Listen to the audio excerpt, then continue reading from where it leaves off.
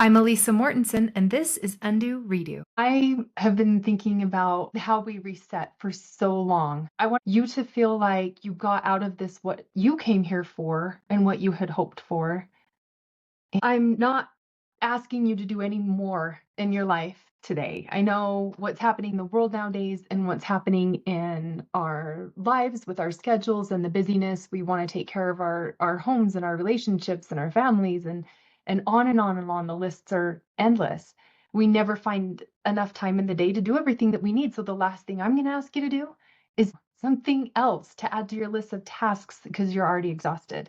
And this is why it's so perfect. I've become an expert in how can I do more? How can I maximize my time? And it turns out doing less is actually what got me there. I was coaching yesterday and we noticed that if you got up, did the sauna and the red light therapy, the stretching and the workouts, all the breathing and the meditation and the spiritual study, when do you fit that in? When do you sleep for the 8 hours and then make meals plus add on everything that everybody else needs from you? I don't do coaching in a way that asks you to do more, ask you to work within these little micro moments. I can't wait to teach you and to show you these little moments. And the reason I'm calling it a reset is because that's what I truly believe it is. And that's what I tap into with myself when I feel the tension. So let's just do a little activity because I'm more about experience. I don't want to pour all the knowledge into you. I actually want you to go there. So take 2 double breaths in right now and then exhale super slow. Feel your jaw release. Notice your forehead. Relax your neck, your arms. How much was just in your face and shoulders? Isn't that amazing? This isn't asking you to do more. That literally is a way to show you that I'm going to ask you to do less. It's a letting go and having a breakthrough of some sort of your own so you can break into something new, right? We're going to hit some boundaries. We're going to feel that release. We're going to let go of the stress. We're going to notice it first. Really, you didn't notice it until you let it go. And in this way, it actually works for us. I'm going to keep a close track on time too, so I don't waste any of yours. If we can acknowledge all the things that we manage our house and that we manage the things outside of us, the laundry and the even just the maintenance on the car. Think of how deep this goes. We manage so many things. It spills over. That stress spills over into our relationships. That stress spills over into our lives. Our mind and our bodies are connected. So when we feel the stress, when we feel the heaviness of everything that's going on around, watching the news. My husband watches a lot of news lately, and even just being around the things that are happening, I can feel the heaviness of it. I'm doing what I can to reset myself because when my brain gets a hold of it, it invites it into my body and all of it's connected. You can't do one without the other. We live in a world where there are energy leaks constantly, where we're not maintaining, we're constantly losing. And this isn't a character flaw. If you feel overwhelmed, there's nothing you're doing wrong. If you feel agitated inside, if you feel anxious and you don't know why you can't show up, there's nothing wrong with you, first of all. I want to assure you that feeling anxious and overwhelmed and like you can't get yourself to do what you really want to do, this is totally normal, especially now, this day and age. It's just a biological response that we have to be tense. The reason that vacations don't work, we come home with the tension, is because what was inside of you went on that vacation too. And there wasn't a system reboot. There wasn't a reset. You didn't get some override magically while you were on your cruise or at the beach or in Disneyland. You make something happen inside of you that does a system override. Otherwise, we come back to the same system. We function the exact same way. We wonder, why can't we feel like we felt when we were on vacation? Because we're the same person when we get back. You escape, pick up your phone and scroll or go eat some food to numb it. Let's acknowledge we're all running on empty and we're not sure what to do about it. And there's more to be done than we have hours in the day. How do we reset? It's in the micro moments. If you hear one thing at all today, the industry will tell you it's the journal writing. Industry will tell you it's the meditation. And I promise you it's these little micro moments. It's not adding a single task to your plate. It's just asking your brain to check in with yourself. A somatic overload in 2026 means our brains are redlining and our bodies are there too. So if your brains are redlining and your body's joining that redlining because the brain and the body are instantly connected, we take on tense thinking and overwhelm and what we do next and kind of this like rushed, our bodies feel rushed.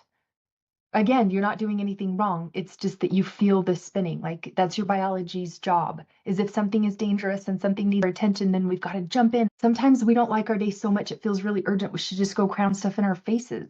What if we just go eat it? Then we'll feel better because it feels like there's just this overload. It's just your biology doing its job because we feel overwhelmed. So that's my purpose in not asking you to do anymore. Not asking you to do anything other than just notice it, to check in with it.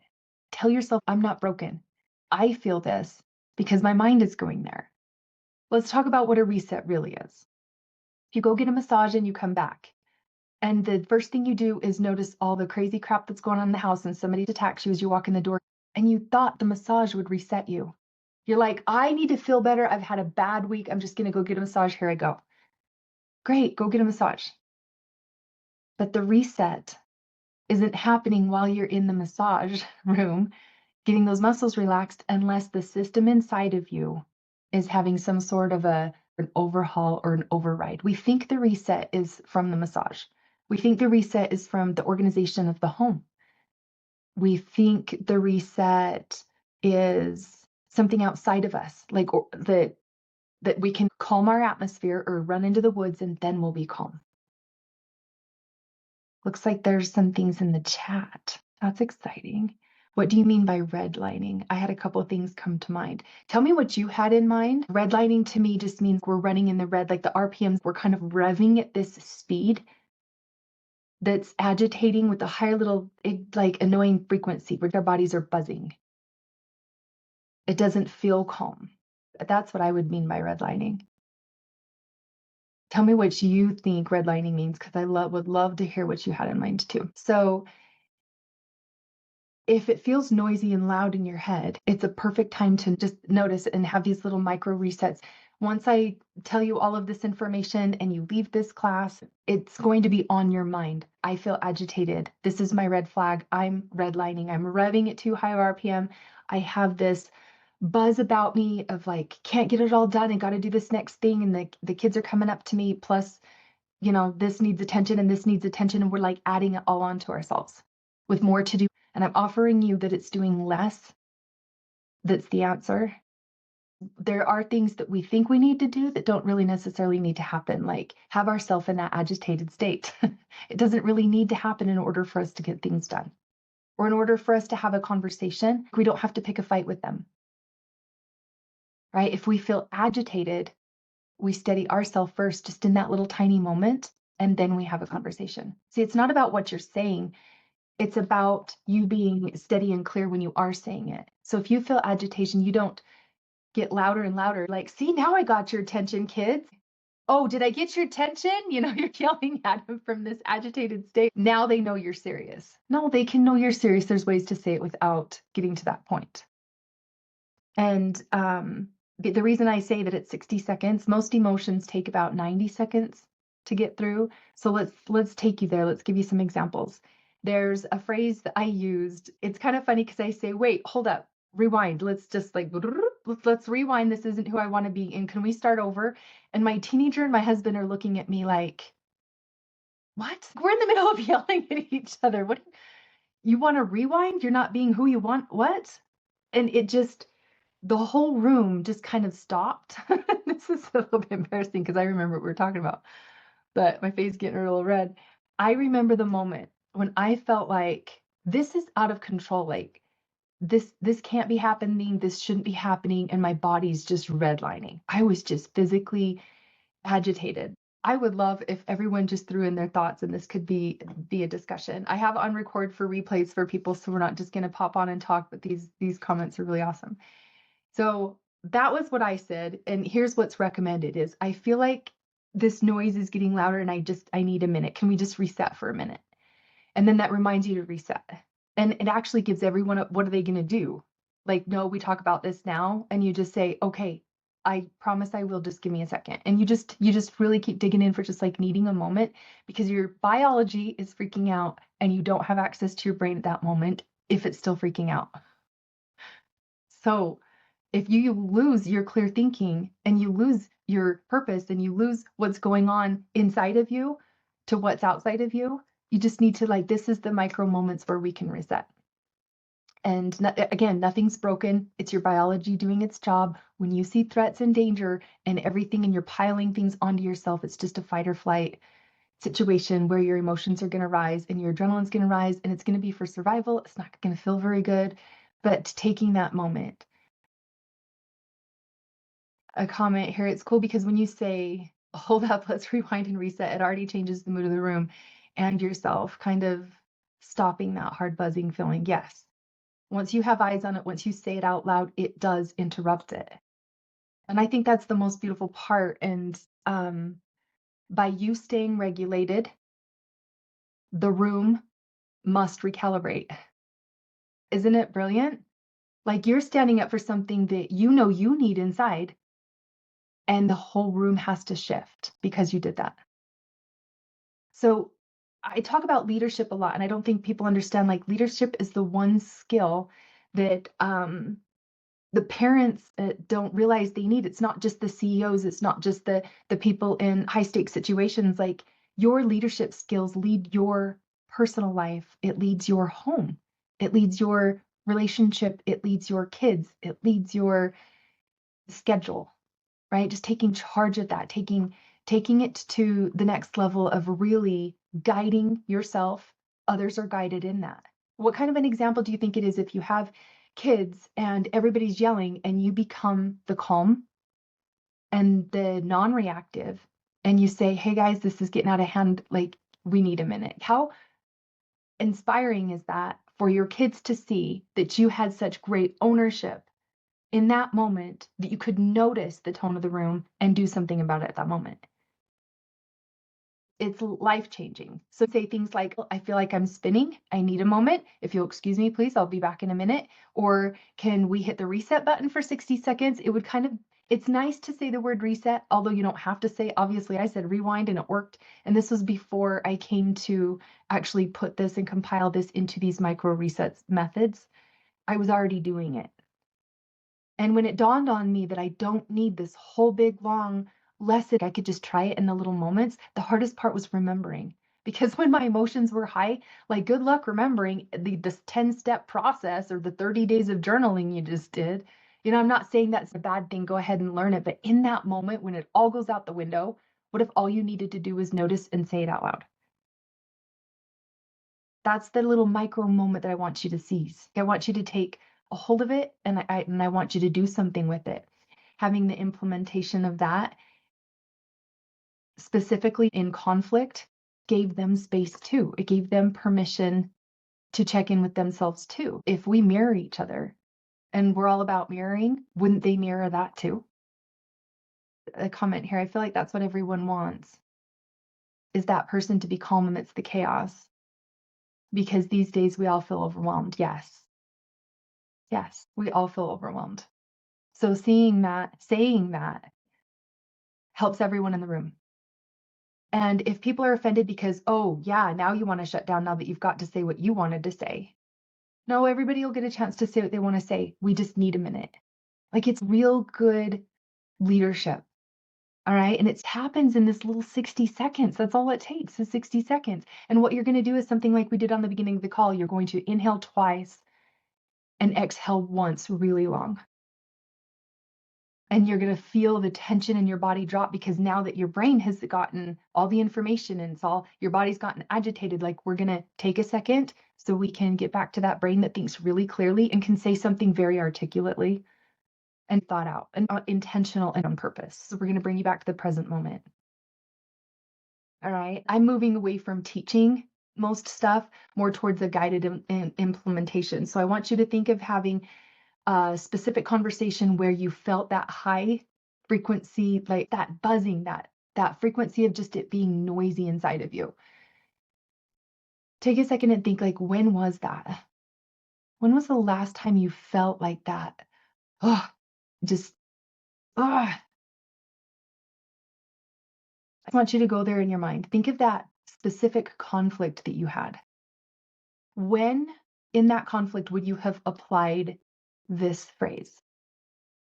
Rewind, reset, say whatever you want. It's all the same to give it space to breathe. And by not doing more, but by doing less, have it reset. Because we could jump on it, we could attack it, we could change it, we could argue with it and try and convince it, and all of it's going to exhaust you. These are your energy leaks. If we think it comes from something, it doesn't. Wasting money and energy trying to find a reset that doesn't overhaul and override my actual system, using my mind and my body. The one thing that separates you from your reactions is a decision. And if you look up the root of the word decision, it literally means to cut off anything that's unnecessary. And all those words, all that arguing has never been necessary. So what you're going to do is you're going to notice this is going somewhere that is not necessary. This is not what solves this problem. Space does, doing less does, talking later does. Simple, small things do, not the big, grandiose things. I'm not dragging everybody's butt to therapy for the next 20 sessions. That didn't work for me. I didn't need to go back into the past. I needed something to interrupt right now so I could move into my future with ease. So I could move into my future with intention and repair my relationships. And those happen in those little moments. How many times a day could you reset yourself? Not having interaction with anyone. Just say, whoo, I can feel myself buzzing. I need a second and take a breath. If you did it 3 times a day, I'm going to suggest 7 to 10 times a day. You'll get the maximum impact from these little resets. If you just check in with yourself, ask yourself, like, how are we doing? What are we thinking right now? Is this necessary? Is this where the answer comes from? Is this the most important thing? Because I promise you, scrolling is just an escape and it will be there when you get back. But setting down your phone and thinking to yourself, like, why do I want to escape right now? And if I was more calibrated, would I need an escape? It's not about your behavior. You're not doing anything wrong. It's just about redirecting and refocus. And I'm going to tell another story now. So if you had a flashlight and whenever you felt agitated, you've got this flashlight and you're like zoning in on something. Say it's the mess in the corner that's been sitting there and all the other things that need to be done and the whiny kid, or there's tons of things to be taken care of and it could just be adding and adding and adding onto you. You're shining this light on everything that needs to be done and everything that needs to happen. Well, it's overwhelming. Now your body feels agitated because your mind has gone there and you've added so many things to your plate at that moment and you can't possibly do them all at once because you're thinking about them all at once. It frightens you, it scares you, and you don't like the way you feel inside. Right? What I want you to do is take that light of your focus, whatever you're focusing on, and put it right back in your own self. I want you to take that big, bright, shiny light that's pointing out all the little details and all the crap that's in front of you that you just are fixated on and obsessed with and getting agitated about, and you turn it right back on yourself. And when you do this, it brings to light what's happening inside of you. And that's where it's found. That's where the reset is. You could go do all of those things, and I promise you, you will still find more to be agitated with. But when you become the person that is capable of resetting, of lessening the agitation, of not needing the mountains or the forest or to get that, whatever it is, like, what do you assign your reset to? A calm and quiet house? Like, are you waiting till tomorrow when the kids go to school? Do you assign it to the cleanliness of the house? Do you have to work for the next 3 hours in order to have it? Or can you have a reset now?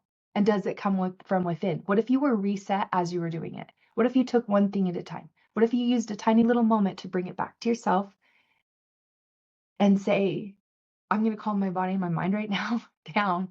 And instead of asking, like, if you're in a conflict, then it involves people. But if you're not in a conflict, if you're just loading things onto yourself, then that's also something that you need to reset. So these little tiny moments of checking in, like, am I loading a lot of things on you right now? Like, because there's nobody here. There's no reason for us to be this upset. We have a great life. Like, we don't need some big, fix. We just need to find some peace inside. And so these energy leaks are this is piling on this and this and this, and all of it's our focus. So if we turn our focus right back onto us, then we notice I've depleted myself. I no longer have energy. And shifting this way of thinking is what I do.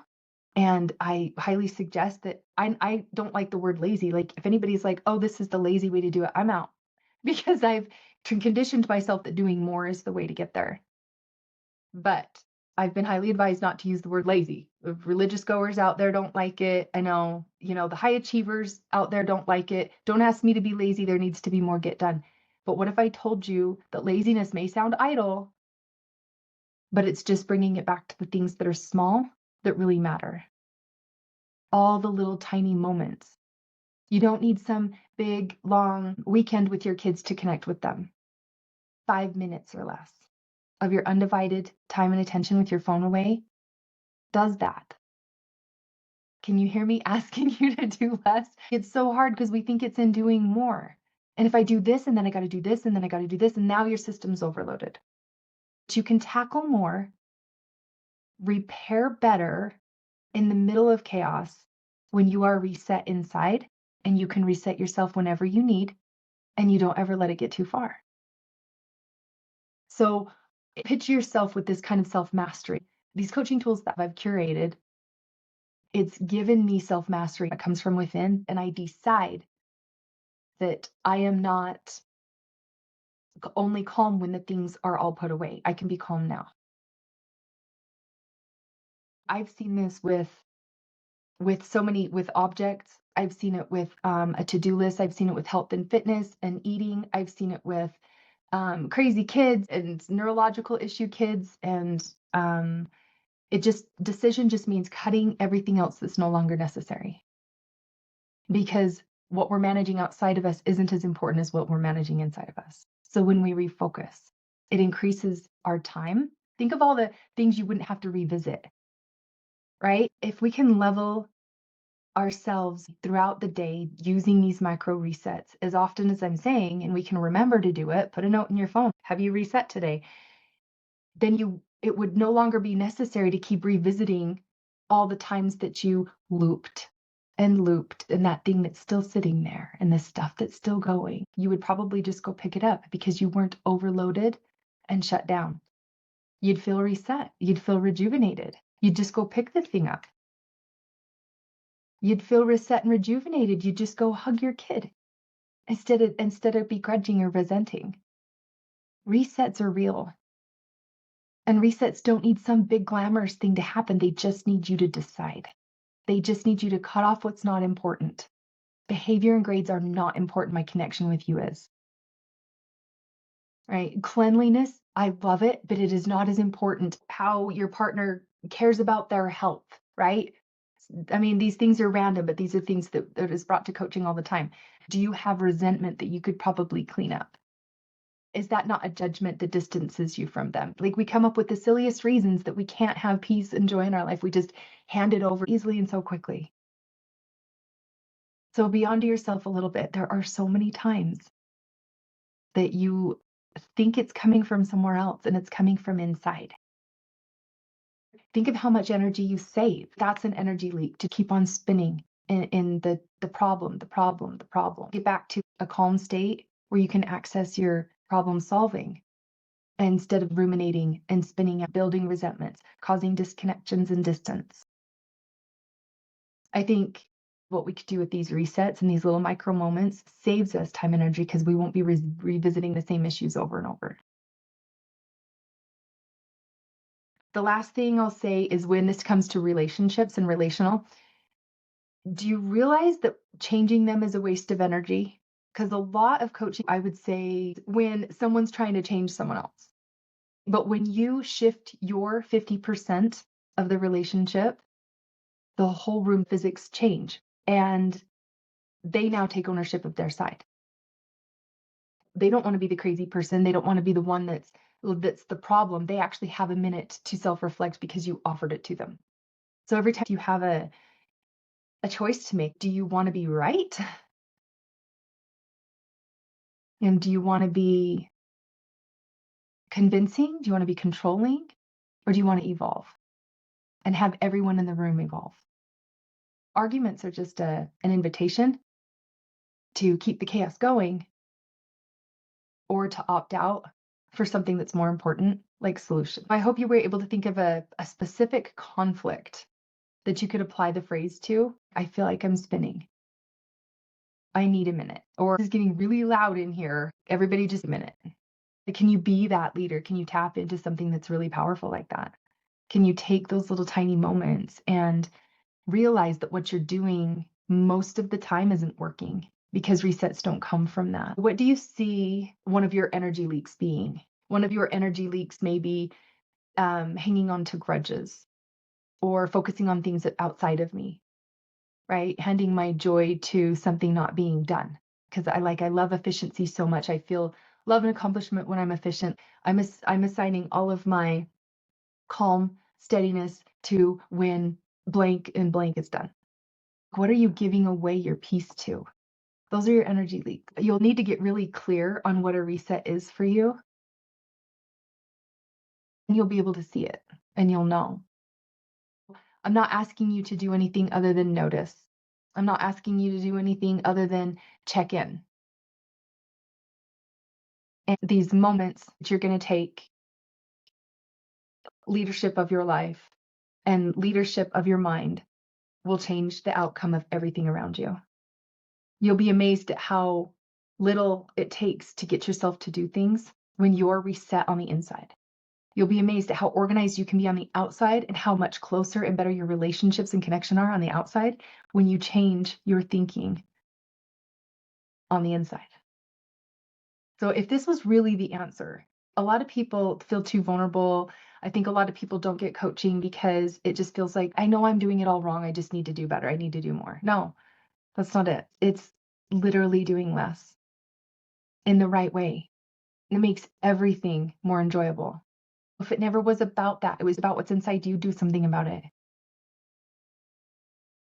I know on April 7th, I'm doing the second part of this. We've talked about the first 60 seconds. We're going to talk about 5 minutes because that reaches them with more impact. The first 60 seconds, man, it's going to do a lot. You could just do this and not come to the next one and you'd be just fine because this is where it's at. I promise you, this is what starts my whole journey. But April 7th at 1 p.m., I'm going to do part 2, and part 2 takes you deeper. Part 2 takes you into implementation of the 5 minutes that reaches them. I have a retreat coming up that dives deep into this. It's in Nordic Valley, Utah. It's a total system upgrade. We're talking about the little moments when you get to this retreat, from the second you get there to the second you leave. I handle everything, and every little moment builds on the next to give you a total system upgrade. I've had retreats before and it was fun and it was activities. This is very different. This is very different because you leave having the skills to not go back to being the same. You could go anywhere on any vacation and any escape you wanted to and come back the same person, other than having an experience that was really nice. Why can't we feel like that all the time? Why can't we feel like we're on vacation all the time? But you can. You can feel like your home is a vacation. You can feel like you're retired when you're not. You can feel like an empty nester when the kids are crying at your feet. It's up to you and it's up to what happens in your mind. I like to get down to business. Hopefully, I've repeated myself enough times during this that you can have what you needed out of it and shine your flashlight on things that you'd like your attention on and what matters most. And do the laziest way to reset ever. Just have your mind on it. Spend moments, set reminders in your phone if you need. It is a repetition thing that lands this. So use little micro moments. I suggest 7 to 10 times a day. But if you only did it once, you'd still get there. Okay? It's not about having more to do. I'm so grateful for everyone that attended. And you know how to catch me on social media. Okay, I will see you April 7th. All right. Thank you all. Bye.